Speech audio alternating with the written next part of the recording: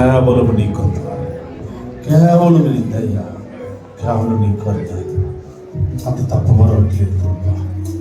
ఉండాలని అనుకున్న చాలా మందికి అవకాశం ఉండలేని పరిస్థితులు, రాలేని పరిస్థితులు మమ్మల్ని అయితే అన్నారు. మృతులను మౌన స్థితిలో దిగిపోయిన వారును ప్రభుని స్తుతింపలేరు. నేనైతే ప్రభుని స్తుతిస్తున్నానని కీర్తనకారుడు 115 కీర్తనలు చెప్పండి మాట. సంఘముగా నేను నా కుటుంబమును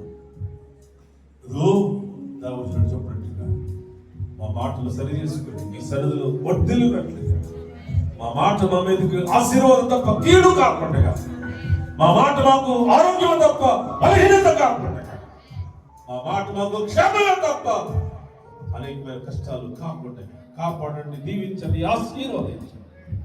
దాసుని కుటుంబం పరిచయం దీవించండి. చేరిన సంఘమును, సంఘ పెద్దలను, విశ్వాసులను, బలివిగ్రహాలను సహకరించిన వారిని ప్రతి ఒక్కరిని పేరు పెట్టి దీవించండి.